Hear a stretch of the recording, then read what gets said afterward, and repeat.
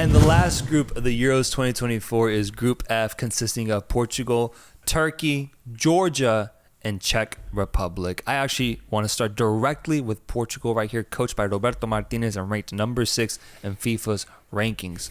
Looking at Europe specifically, I think the top 2 squads clearly are England and France. Is Portugal squad number 3, man? Yeah. They're stacked. No bro. question? They're stacked. And what's crazy, no question. What's crazy is I feel like we say the same thing about Portugal every single tournament. One, this team is better than it's ever been before. And 2, can they actually play together and go far in a tournament, though? It's just we ask the same types of questions. But, I mean, when you look at the squad, you'd hope that this team goes to the semifinals. You'd hope that this team could make a finals. But they pretty much underwhelm every single time. So. And the one time that they didn't have that much expectation, they won it in 2016. Yeah. That's actually pretty insane. And considering the way that they won it, it was nuts, man. Yeah. With Ronaldo going off in those knockout stages and then Eder scoring the game-winning goal for them against a mighty French team that was hosting the tournament at the time. Ridiculous. What a massive achievement. But I agree. That's my frustration ultimately with this Portuguese team is that I think they deserve more trophies. They deserve more silverware with the talent that they have. They should have more silverware with the talent that they have, but they don't. Ultimately, going out to Morocco in the quarterfinals of the 2022 FIFA World Cup, I mean, people were calling that a choke job, looking at the expectations that were had for them and this team. And ultimately, I agree, man, because I want so much more for this team. And I think the Portuguese fans want that too. And it's why they ultimately ended up shifting coaches, getting rid of Fernando Santos and hiring Belgium's very own Roberto Martinez to lead this team.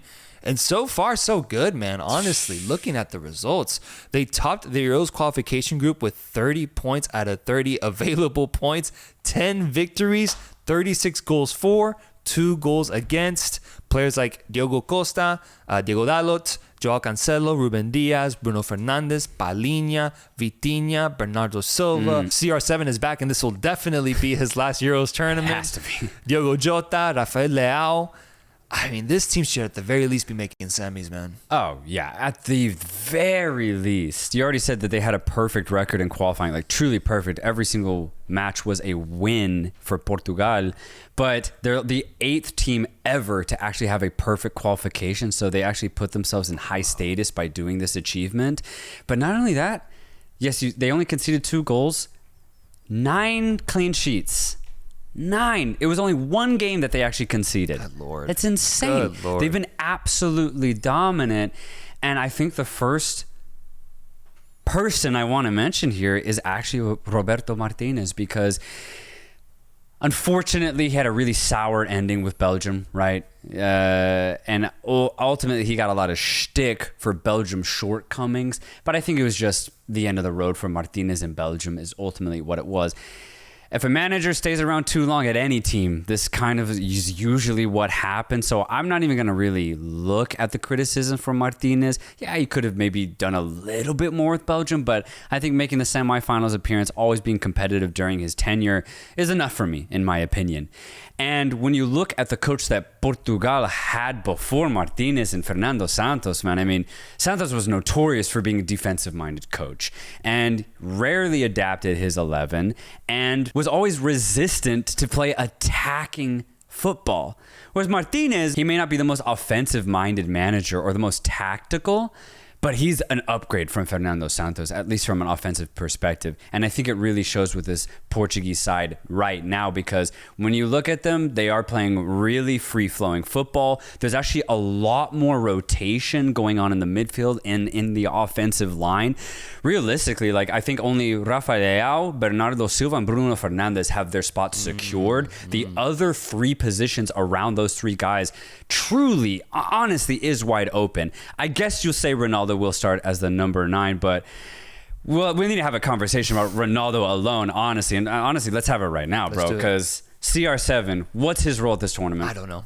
I don't know, man. I don't know, because the way that he was utilized at the 2022 World Cup, he came off the bench in their most important game. And that blows my mind, not in the sense of that being a wrong decision, but just in the sense of what a conundrum you have here with such a storied character. It's just not comparable to any other situation in world football, because you have one of the GOATs of the sport, one of the greatest players to ever grace the pitch, still on your team, still trying to vie for a spot in that starting position, and just now breaking the Saudi Arabian goal-scoring record just a few days ago, man. So if you look at him as just a singular player individually beyond his history, I mean, you do have to call him up. The way he's going off for Al Nassr right now, the amount of goals, the quality that he's in tip-top form, still at a tender age of 38 years old. He's still that guy, but I don't know, man. I don't know if that's the guy you can hinge your hopes on once again, given that he's not the same player he was in his prime, and there are other players that are trying to compete for his position as well. It's a conundrum, bro, and I honestly don't know what to do here. I'm interested to see more than anything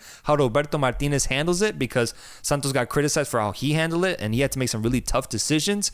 Does Martinez just instill that full faith on Ronaldo, and is he willing to die with Ronaldo ultimately at the top? Dude, yeah, this is a conundrum.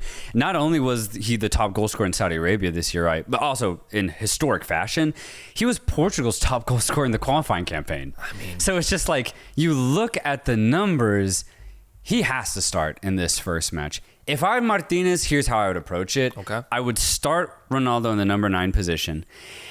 And if it looks like it's not working, or I bring on another player, I sub him out in the 60th minute, and it ends up being more free-flowing, then I bench Ronaldo for the rest of the tournament. And I know that sounds crazy, but just considering that if you really want to win titles, it's not about one player, it's about the team. If it makes more sense to have Ronaldo come off the bench than it is for him to start the match, then you have to have the balls to make that decision. You have to. The thing is, I'm still kind of stuck on, do I start Ronaldo on the bench or do I start him? I'm only starting him because of the numbers, but when you've seen Ronaldo play, there's a lot of good, but there's also a lot of bad, right? For Portugal. The good is he's still an excellent finisher. He is in tip-top shape. He's still an avid runner, and the IQ is ridiculous. Like, he makes the smartest runs in football. There's no question about that. But for me, the bad is there's a lot of selfish moments now with Ronaldo. There's a lot of moments where he gets the ball out on the wing, and there's a wide open Fernandes. There's a wide open Leao. There's a wide open Bernardo Silva. And those players have the know-how either to give it back to Ronaldo or score the goal themselves or find another player wide open. We're talking about some of the world's best midfielders that Ronaldo plays with. I just think Ronaldo doesn't use them as much as he should. And the question is there another Portuguese player in that position that would use those midfielders? If there is, then that player has to play over Ronaldo. But if there's not, then yeah, definitely play Ronaldo. Thing is, I don't think there is, man. Is Gonzalo Ramos the guy? Man, I don't think so. I know. I think he's honestly disappointed since his performance at the 2022 FIFA World Cup. Yeah. Got bought out from, or at least went on loan, I'm not sure, to PSG. And I think he got like 11 or 13 goals this season, and didn't routinely start for the team either. Had some good moments for Benfica, but that's Portuguese league tax, if we're being honest. Yeah. I don't know if he's good enough to just steal the job from Ronaldo permanently. And it's just such a crazy situation, because in what other team is benching a 38-year-old controversial? Dude, yeah. It's nuts, man. That part blows my mind. It is crazy. But I think just with everything that we know about Ronaldo, everything that he is, ultimately the biggest thing that I think plays a role here is, how does Roberto Martinez communicate with Ronaldo? Can he will him to be a little less selfish offensively and to be more open-minded when it comes to that final third? If he can, then I think you have to start Ronaldo all the way, because he does still have the capabilities of carrying your offensive workload and just having really brilliant moments. And especially given that it's his last Euros, I think you really will take it upon himself to deliver on the biggest stage once again. That's a great point. And also, when you look at Ronaldo at club level for Al Nassr, he is the focal point for their offense. Every time Al Nassr get the ball, it really is find Ronaldo. And it's a great formula because, I mean, it works every single time. And the thing is that I actually think it hurts Ronaldo's international performances because he's so used to being the guy at Al Nassr. So I just wonder if when he tries to translate his play from Al Nassr to the international scene, is that translation clean? I don't know. And I know it sounds like I'm just bashing one of the greatest players of all time, and I don't want it to really come off as that as the conclusion. I'm just saying, if there is a better player to play, Martinez has to make that decision. Because if there is, then that will be Portugal's keys to success. The last thing I want to hear, bro, is Ronaldo shouldn't have got as much playing time and Portugal could have gone to the final. I don't want to hear that excuse.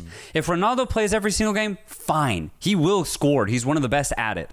But if there's any criticism towards him because he's seeing too much of the field, then I do not want to hear it. It's up to Martinez to be able to decide that. So I just don't want any excuses, which is why I'm trying to lay it out right here. But can't exceptions be made for the greats?